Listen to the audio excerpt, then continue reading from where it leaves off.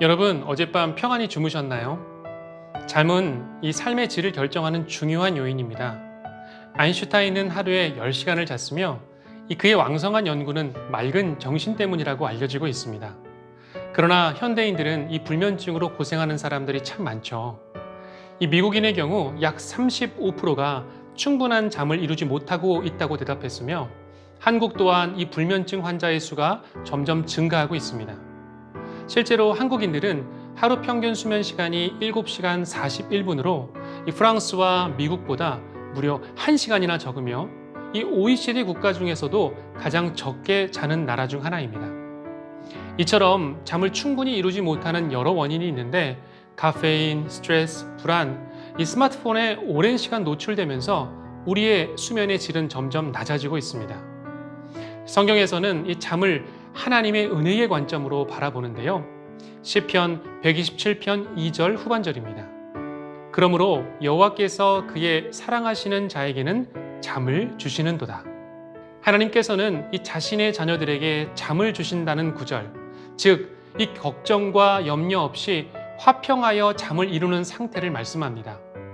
하나님께서는 이 그분의 자녀들에게 잠을 주시길, 평강을 주시길 원하시는 하나님이십니다. 제가 초반에 드렸던 질문을 다시 여러분들께 드리고 싶습니다. 여러분, 어젯밤 평안히 주무셨나요? 주님의 평강 안에 거하셨나요? 구약의 히브리어 샬롬, 이 신약의 에이레네는 화평, 평화, 평안, 평강을 의미합니다. 화평은 하나님과 우리가 맺고 있는 관계가 온전하고 조화를 이루는 상태를 말합니다. 즉, 하나님과의 관계가 불온전하다면 우리의 삶에는 평화가 사라지게 되죠. 이 말은 이 자녀와의 관계에도 적용됩니다. 부모와 자녀의 관계가 막힌 것이 있거나 부자연스럽다면 자녀의 삶에도 화평이 어렵다는 말입니다. 빌립보서 4장 6절에서 7절은 말씀합니다. 아무것도 염려하지 말고 오직 모든 일의 기도와 간구로 너희 구할 것을 감사함으로 하나님께 아뢰라. 그리하면 모든 지각에 뛰어난 하나님의 평강이 그리스도 예수 안에서 너희 마음과 생각을 지키시리라. 차라리 이 말씀의 시작을 모든 것을 염려하는 너희여 라고 시작하면 훨씬 더 마음이 편할 텐데 아무것도 염려하지 말라고 말씀하시니 왠지 마음이 더 어려워지는 것 같습니다. 빌립보서는 우리가 염려에 빠지는 이유가 우리의 마음과 생각의 문제라고 말씀합니다. 우리가 어떤 문제를 놓고 걱정하기 시작하면 내 의지로 통제할 수가 없죠. 생각은 점점 더 꼬리에 꼬리를 물고 확장되기 때문입니다. 그래서 오늘 사도 바울은 염려하지 말라고 말씀하시면서 너희 구할 것을 감사함으로 하나님께 아뢰라고 말씀합니다. 어떤 분들은 이렇게 말씀하실지 모릅니다. 기도하는 것은 제가 나름대로 열심히 해왔던 일인데요. 그래도 제 마음에 평강이 없는 것을 어떻게 합니까? 오늘 사도 바울은 마치 우리의 이런 반응을 예상이라도 한 듯이 말씀합니다. 빌립보서 4장 6절의 말씀을 보면 기도와 이 간구가 구분이 되는 것을 볼 수 있습니다. 기도는 하나님을 경배하고 흠모한다는 뜻이 들어있는데요. 즉 하나님을 찬양하는 것이 곧 기도입니다. 이처럼 우리가 하나님께 우리의 기도의 제목을 아뢰다 할 때는 이 기도는 사실 간구에 해당되는 것입니다. 우리는 우리가 원하는 것, 하고 싶은 말만 하고 이 충분한 기도를 했다라고 착각하게 되는 거죠. 즉 하나님과의 관계 형성은 없는데 원하는 것을 달라고만 하고 있는 것입니다. 이런 불완전한 기도는 하나님과 우리 사이를 아버지와 자녀의 관계가 아닌 계약 관계로 만듭니다. 그래서 기도를 해도 평강이 없는 이유가 바로 이것입니다.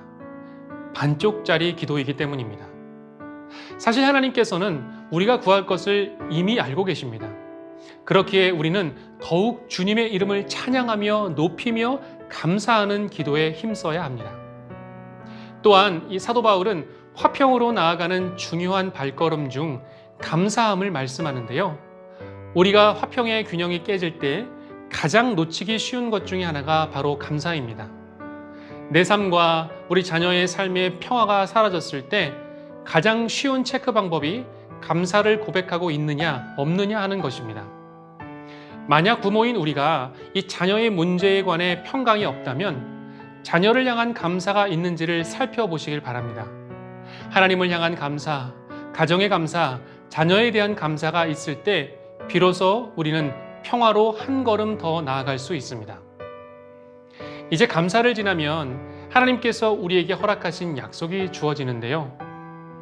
그리하면 모든 지각에 뛰어난 하나님의 평강이 그리스도 예수 안에서 너희 마음과 생각을 지키시리라.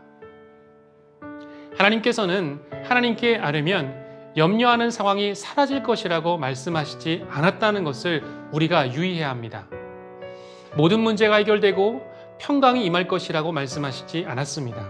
그러나 우리를 뒤집어 놓는 일이 생길지라도 하나님께서 나와 자녀와 우리 가정을 지키실 것을 믿게 되는 것이죠. 왜 우리가 환경에 따라 그토록 요동하는 것일까요? 우리의 삶이 환경을 의존했고 환경을 통제하려고 했기 때문입니다. 자녀에게 펼쳐지는 모든 상황을 통제하고 싶었기 때문에 쉽게 평강을 잃어버렸습니다. 사랑하는 여러분, 하나님께서는 여러분의 삶을 책임지십니다. 그리고 자녀의 삶 또한 역시 인도하실 것입니다. 우리를 잠 못 들게 하는 문제들로부터 여러분의 가정을 지키실 것입니다. 어느 누구도 여러분의 내적인 평화를 흔들지 못하도록 보호해 주실 것입니다. 하나님의 화평은 우리가 상상하지도 못하는 평강, 세상이 줄 수 없는 참 평화로 임하기 때문입니다. 평안을 너희에게 끼치노니 곧 나의 평안을 너희에게 주노라. 내가 너희에게 주는 것은 세상이 주는 것 같지 아니하니라. 너희는 마음에 근심하지도 말고 두려워하지도 말라. 오늘 자녀의 머리 위에 혹은 가슴에 손을 얹고 꼭 기도해 주시길 바랍니다. 출가한 자녀라면 다음과 같은 마음을 품고 기도해 주시길 바랍니다. 때로는 이 부모인 나를 놓고 하나님 앞에 기도하시길 바랍니다.